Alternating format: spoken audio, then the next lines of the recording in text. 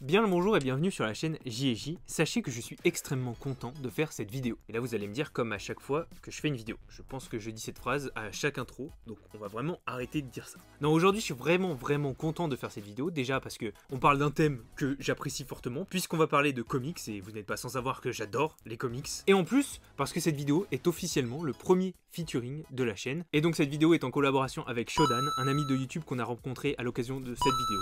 Voilà. Et avec qui on discute de temps en temps, on s'envoie des blagues et on parle de comics. Et donc, quelle meilleure thématique pour deux fans de comics que les comics qui vous ont marqué. On en a choisi un chacun pour cette vidéo. Et vous vous doutez bien que si je dis ça, ça veut dire qu'il va y avoir un deuxième épisode. Et ce deuxième épisode, il sera sur la chaîne de Shodan. Donc après cette vidéo, n'hésitez pas à aller regarder le deuxième épisode qui est sur la chaîne de Shodan. Et à vous abonner à sa chaîne pendant que vous y êtes. Hein. Il y a du travail qualitatif, très drôle, un peu dévergondé sur les bords. Mais bon, c'est pas très étonnant vu sa participation à notre dernière vidéo. Voilà, donc c'est parti. Aujourd'hui, on vous parle des comics qui nous ont marqué. Alors les deux dernières fois que je vous ai parlé de comics sur cette chaîne, j'ai évité de parler de comics de super-héros. Et pourtant, si j'aime aujourd'hui les comics, c'est grâce aux comics de super-héros. Alors aujourd'hui, dans les vidéos, j'aime bien parler de comics indépendants puisqu'ils sont un peu moins connus. Mais si on revient vraiment aux comics qui m'ont marqué, je vais être obligé de parler de super-héros et d'un particulièrement. Le personnage que mon frère et moi, on adule particulièrement dans la bande dessinée. On a 2 étages complets réservés aux œuvres sur ce personnage. Il vient de l'univers DC.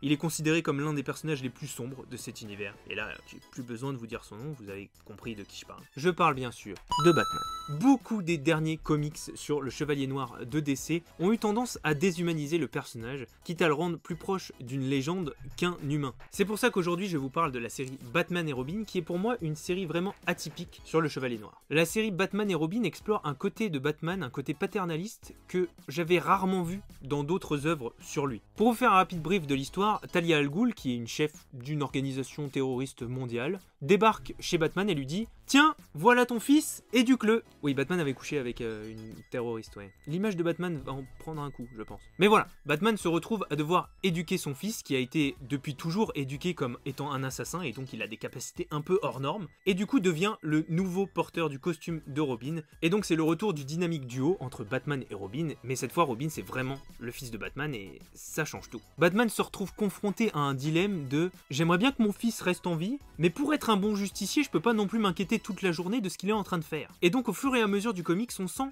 la petite carapace de justicier qui s'effrite un petit peu et qui laisse entreapercevoir le côté humain de Batman que, je vous rappelle, était un peu absent ces dernières années. Et donc, à travers ce récit en 7 tomes, on aperçoit, au fur et à mesure des tomes, le petit être fragile qui est sous la cape de Batman. Ouais, petit être fragile, n'exagérons rien, hein, ça reste Batman. On aperçoit un mec qui est beaucoup plus viril que nous tous réunis, mais qui est quand même un peu moins déshumanisé qu'avant. Voilà, grosso merdo, ça fait longtemps que j'avais pas entendu cette expression. Et l'apogée de l'humanisation du super-héros le plus sombre de l'univers DC, si ce n'est de tous les univers confondus, arrive dans le tome 5 qui s'appelle Batman et Robin Requiem. Et Requiem, c'est pas le nom d'un plat chinois à la mode, c'est bien le nom de la mort de Robin.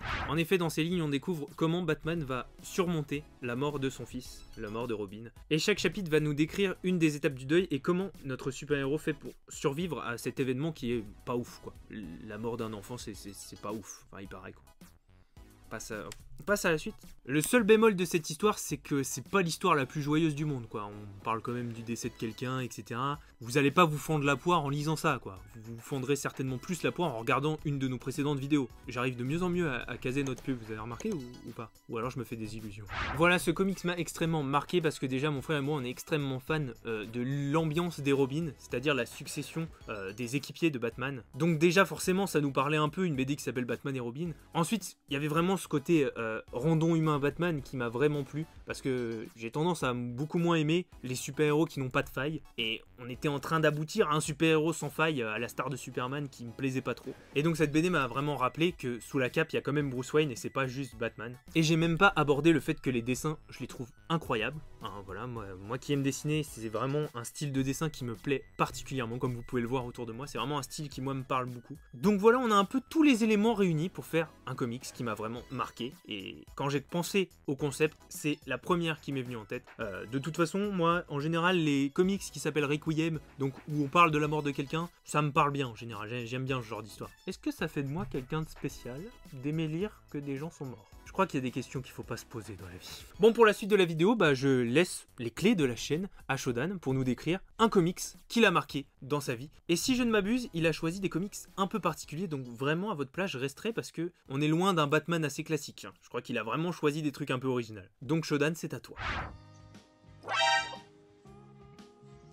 Et vous êtes là?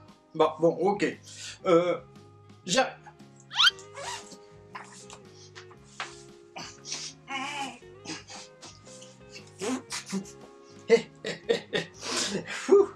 Salut, comment ça va? Et poum, c'est Shodan de Faux Fondin. Aujourd'hui, on va... oui, j'ai changé de coiffure. Hein, bon. Et je me suis un peu rasé. Ça vous fait plaisir? Tu aimes ça? Bon, évidemment, vous pouvez le voir, je suis un petit peu fan de Deadpool. Hein, il y a du Deadpool. Là.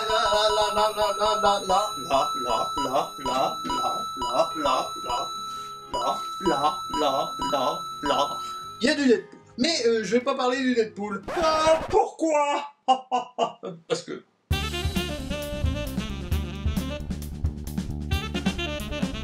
il y avait une boutique à Cherbourg, Octeville, donc dans la Manche, Basse-Normandie. En haut à gauche de ta carte, hein, voilà, en haut à gauche, il y a une petite ville, enfin une ville assez conséquente quand même, hein, qui fait le relais avec l'Angleterre, qui s'appelle Cherbourg en Cotentin. À l'époque, ça s'appelait même pas encore Cherbourg en Cotentin, parce que c'est une ville qui a changé plusieurs fois de nom. Au départ, c'était Cherbourg, tout court. Hein. Ensuite, Cherbourg-Octeville, Cherbourg-Cotentin. Et dans cette ville, donc à l'ancienne, il y avait une petite boutique, librairie, bouquinerie, tenue par une dame tout à fait charmante qui est décédée, bon, il y a quand même quelques années, qui s'appelait Madame Cochard. Les anciens de Cherbourg sauront tout à fait de qui je parle. Et donc elle avait un petit rayon comics quand même dans sa bouquinerie, malgré que c'était plutôt rare, surtout à l'époque, de trouver du comics. J'étais tombé sur plusieurs comics qui m'avaient beaucoup plu. Donc un avec Photonic, c'est un super héros Photonic, hein, il a des... Bref. Une autre histoire que j'avais aimé particulièrement, c'était Camelot 3000. Quel nom futuriste. Bref, un comics qui parle des chevaliers de la table ronde et du roi Arthur, oui ça existe, mais futuriste. D'où le 3000, tu vois, c'était vraiment 3000. Et je sais pas, ça donnait un truc intéressant à lire, j'aimais beaucoup.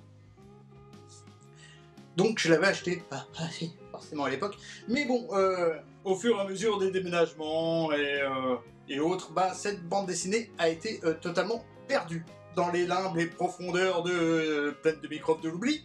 C'est bien des années plus tard que je suis retombé sur Camelot 3000. Voilà, hein, le comics de mon enfance, hein, enfin mon enfance, j'étais jeune ado quand même. On voit un petit peu le roi Arthur, hein, qui est là, hein, avec Lancelot et Guenièvre du futur. Voilà. Scénarisé par Mike W. Barr. Rien à voir avec James O'Barr, hein, mais c'était par une maison d'édition, c'était chez DC, hein, Artima quand même, Color. Donc c'est un DC Comics, mine de rien.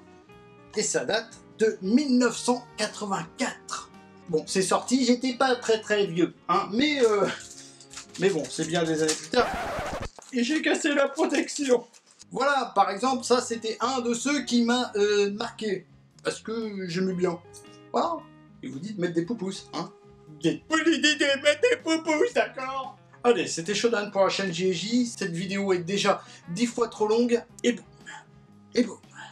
Ouais, j'ai dit et boum, hein. Et voilà pour les deux comics qui nous ont marqués personnellement. Donc c'était juste une vidéo un peu à la cool, deux fans de comics qui vous parlent de leur expérience. Je vous invite vraiment à lire des comics, c'est vraiment une lecture vraiment bien. Même pour les gens qui aiment pas trop lire, c'est vraiment, c'est simple à lire. Il existe sur tous les univers, sur des trucs connus comme Star Wars, Marvel, DC, mais aussi plein de BD indépendantes qui sont vraiment super. Et c'est un message que j'essaie de prôner un peu sur cette chaîne, c'est de découvrir des comics indépendants, parce qu'il y a beaucoup de gens qui écrivent des comics comics et qui ont besoin d'un peu de reconnaissance. C'est pour ça que j'avais parlé de Deadly Class, de Bots, mais je pourrais aussi parler de Lady Mechanica, de Croque-Mitaine, qui sont plein de séries indé qui sont vraiment bien. Merci à Shodan d'avoir participé à cette vidéo. N'oubliez pas que sa chaîne est dans la description. N'hésitez pas à aller y faire un tour, voilà, à regarder un peu son travail.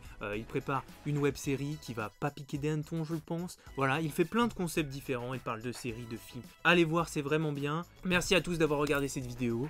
Ça m'a fait extrêmement plaisir. Et on se retrouve très bientôt pour une nouvelle vidéo sur la chaîne JJ. Et je vous dis le mot de la fin. Cordial.